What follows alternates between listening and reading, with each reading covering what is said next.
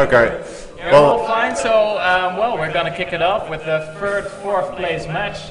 Of course, there's not the tournament on the line anymore, but of course, we play StarCraft for honor, don't we? Yeah, we do. We do. So, are the players ready? I think they are. I should probably check. Well, I think we'll have a very exciting game. I love to watch CVP. Who else loves to watch CVP in the audience? And who cheers for the Zerg in this case? Very good. And who cheers for the Protoss? Okay, about equal. That's very good. Well, we're off to the first game right now. This will be very exciting. And here we go. Here we have in the top left of Onaha LE, we have our green Zerg, Bblack. Give it up for him, ladies and gentlemen.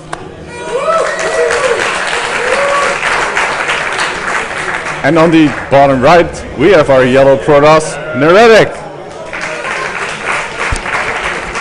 And by now, as some of you might have noticed, we haven't set the starboard yet. So I'm actually going to have to ask someone here to do it for me because I'm a total noob with it. Okay, well, in the meantime, maybe we can already say that we've had a great time here. I hope you all enjoyed being here. I really think it's been a great success with everybody coming here, and it's unbelievable. So please give an applause for yourself for coming here.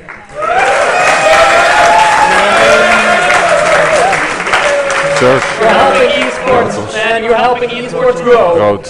Yeah. Oh. Yeah. Oh. All right. And now that we already got some BM right here. All right. Okay. So now that we have this small technical delay, otherwise known as failing by me, we have gotten that out of the way. We're gonna hop right into this game. It's still a bit of the opening phase, so I'm just going to introduce myself here for a brief second because you probably have no idea who I am. My name's Jeroen Wyman Weimar. I've been casting for quite a while, and this is my first time casting at an event such as this. It's a really good sight to see so many people here enjoying StarCraft on their night off, and well, it's really a pleasure to be here. And we have our orange Protoss Neretic here, starting off with a Forge Fast Expand, placing a Forge here at the wall-in of his natural. He'll probably follow that up quickly. However, he's going for a pylon block at the bottom of the ramp of his opponent. Is this a real cannon rush, do you think, Wyman, or do you think he'll just fake it? I mean, it looks pretty real to me. Yeah, it looks pretty real to me as well. And this is this is a very legitimate complaint from my perspective, because then you have supply depots here at the bottom of the ramp, and your opponent cannot do this kind of stuff. And let's be honest here, this is a very common punisher you see on the ladder if Zergs decide to go for a hatch first build, especially on a two-player map where both players know where they are and they can scout so easily. He cancels the hatchery actually, so already I'd say Neretic's rush, so to speak, has played off quite a bit. Yeah, indeed. And how will Bblack return from this? Because now he is rolled in, actually. I think Bblack is trying to get... Oh, and the Overlord just gets away! Oh, that was too close for comfort. I mean... And, well, we see that Neretic hasn't opted to really do anything special so far. He's getting his Nexus up, and he's just making probes, while our Zerg here is plotting something of great demise of his opponent. He's getting a second extractor, meaning he'll be mining more gas and probably getting more tech, like, for example, a Baneling Nest or maybe a Roach Warren, so he can unexpectedly strike down his opponent. However, this probe here gets in the base and it sees everything his opponent is doing. He's even warping in more cannons here at the top. Yeah, that will be really hard, because I think actually these cannons are in range of that hatchery that's building. Or do you think they're just out of range? No, I think they're just out of range. However, once you have these cannons in your main, you're gonna have a bad time. Yeah, you're gonna have a bad time as Protoss. Oh, and the probe just gets away. Remember that Queens now have a buff, which means they have more range from their melee attack. So these probes really have to be careful that they're not gonna get caught and killed straight away. It looks like he's really committing to this to this cannon attack, because he's only got one gateway. He's not making a cyber core. He's focusing on his economy with additional probes. But yeah, here we go. He's going to push forward with more cannons. Oh, this will be really hard to hold off, I think. But in the meantime, Bblack has constructed an expansion in a secret spot. You're right. I'm not sure if... is this cannon gonna go down? That's a good placement for that spine core. Yeah, and now with the creep here moving forward means that Neretic cannot build any more buildings here. So it really looks like he's effectively managed to shut down any more progress on Neretic's rush, and Neretic is probably going to have to go for something different. And does Neretic know about this secret expansion? Well, looking from his perspective, I say he wouldn't. He hasn't seen it yet. No, he doesn't. He also isn't aware of the Hydralisk den that is currently going up for Bblack. He might even combine this with a Nidus, I'd feel, because the element of surprise is so powerful. However, Neretic is now cleverly setting up pylons on the edges of his base and putting up a probe on patrol, so he can see it if this opponent tries to send in a Nidus network to attack him from behind. Right, yeah, he has of course done this before, and he knows that this is one of the tactics that people will use to get back in the game. Just Nidus in the back, but he has a vision all over his base, so that's gonna this queen taking a bit of damage from the cannons there, and this spine crawl is also going to go down, so he really doesn't have to attack this area and trade these spine crawls, because once he loses this one spine crawler, there isn't much of a defense here. For all he knows, there's 8 zealots or maybe even a Dark Templar down this ramp ready to kick his ass. Indeed, and there's also still a probe in his base, and he hasn't been able to take care of that right now. Yeah. So maybe he can even build more cannons. There's a Stargate on the way. Oh, these overlords are heading in a tough spot. Overlords are gotta be rerouted pretty quickly. Oh, that's a great reaction time. And an overlord, Oh, and he gets it away. he saved it. Wow, it looks like Bblack really got some sort of armor upgrade on his overlords, because these are just so lucky. And right now we have 11 Hydralisks on the way. So even getting a second Hydralisk then? For double upgrades, perhaps. That might have been a misclick. I mean, I'm not sure what he's going to do with it. Also surprised at him getting these overlords at the same time. Meanwhile, his opponent is getting Void Rays, only up as a single Stargate, so it's not going for really heavy airplay. Wyman, Void Rays, they ain't so good against Hydralisks. Nope, they're not, even though Hydras really don't tend to be that good. Hydras have now taken care of these cannons and are taking down all of these pylons here, so we will be able to break through finally at the 9-minute mark and establish somewhat more of a solid economy. I'm surprised he hasn't decided to put more of a queen over here or get some more drones, because he could have really gotten more of an economic advantage out of this hidden base. Yeah, he could have. He certainly could have. But actually, he's not that far behind. If we look at the supply, I mean, Neretic hasn't been really macroing that hard. I mean, he's at more probes right now, but he doesn't have an army to speak of. He has just one Void Ray, and really, what's the one Void Ray gonna do if there are Hydras on the map? Well, it kind of depends on how you use it. I mean, one Void Ray can be a very scary sign. Okay, I guess we're gonna put that up anyway. No problem. And he's going for more gateways, so it's really going to be a typical Protoss-style gateway, Stargate attack. It looks like the pylon has been taken down, and I think Bblack, he's going to be okay. He's gotten these drones transferred. His income is about equal, so he's managed to stabilize quite well, I think. Yeah, that's really good. Give it up for Bblack, everybody.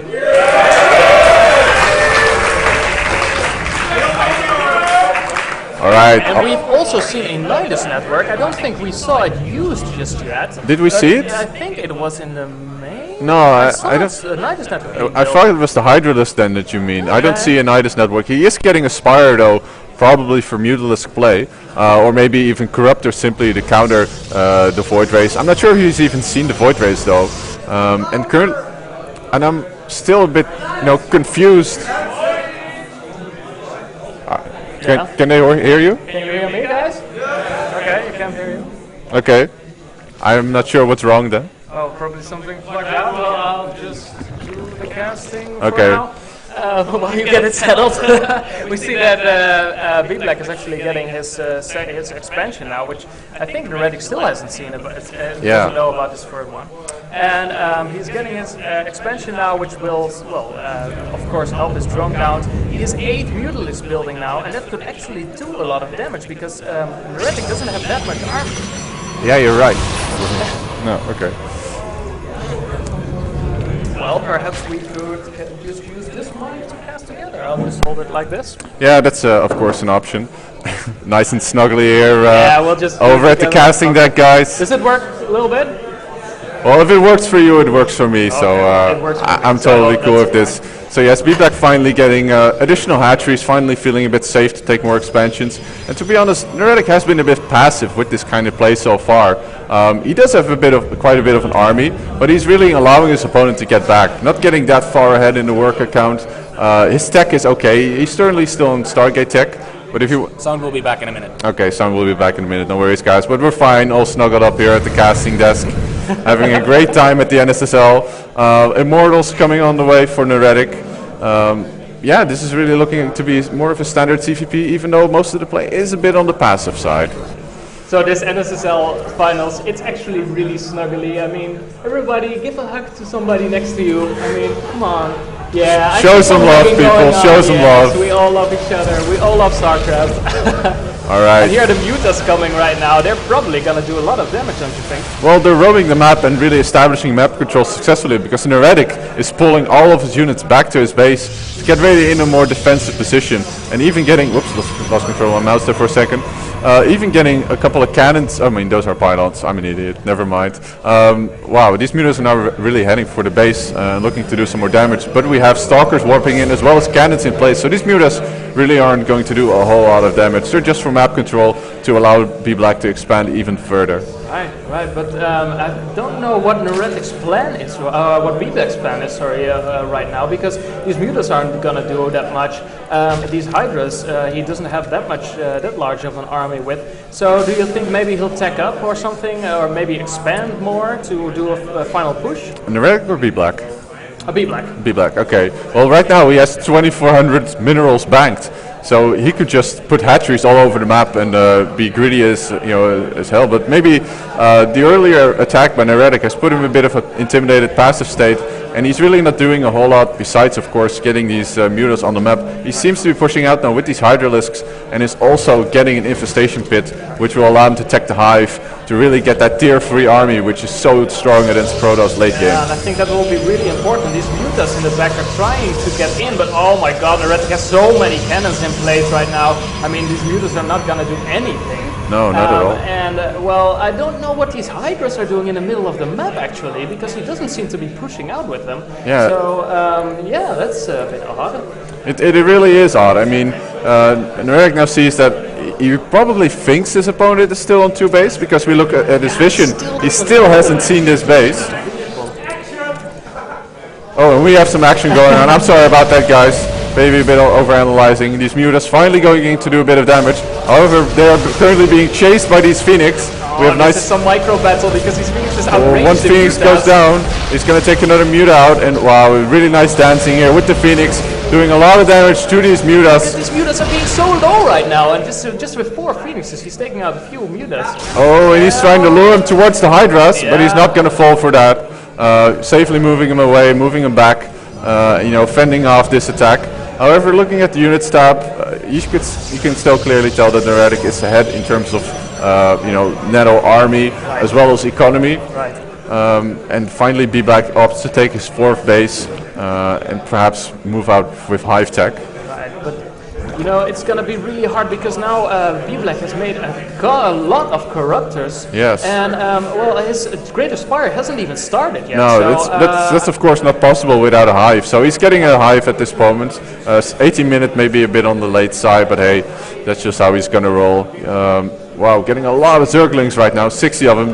Finally decides to put all those minerals to use. Yeah, but what will he do with it? Will he try to do a counterattack if Neretic moves out? Or do you think maybe he'll turn them into Banelings or try something else with it? Well, if we look at the upgrades, he doesn't even have Zergling speed yet. It's still working, it's still upgrading. And he doesn't have any upgrades on his Zerglings. So I'm really confused as to what his plan is with these Zerglings. They're practically useless at this stage of the game. Also because he has very little creep spread. Neretic is moving out across the map right now. This is a very scary looking army, I have to say. Yeah. And here's going to be a confrontation. Oh, and these Hydras are out of position. They just might get caught. In the middle of the map, and these Hydras are going to... Oh, and here come the Zerglings as well. They're behind the Hydras right now. Great force fields from Neretic. And they can't even get in. The army moves back. Another great force 4 kills, and oh my god, this army is gonna go down. Look at all these corruptors that are just out of position. Yeah, the corruptors are taking out all of the air units, but besides that, they're really not that useful in this battle. Zergling speed has finally finished, and he's making a lot of hydras, but he's definitely gonna lose this base over here. Indeed he is, and there goes the attack. The 4th base goes down.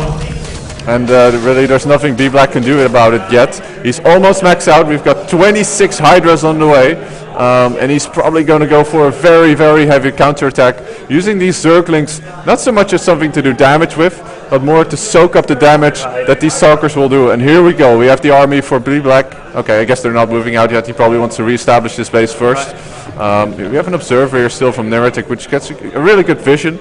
Also more importantly, Greater Spire finally on the way here for Bblack. He's got a 2nd Spire, so he can get more upgrades for its Brute Lords and Corruptors. Also finally getting this 5th base, really swarming the map now with the Zerg army. And I really think the problem will be when the Greater Spire finishes, and he's going to have a lot of Brute Lords. Right now Neretic doesn't really have anything to deal with them. I mean, he has a lot of Stalkers, but if there's enough ground army, the Stalkers are not going to do anything. Yeah, if you look at Neretic's army, he's got mostly Zealots, a lot of Stalkers, 1 Immortal, 2 Void Rays.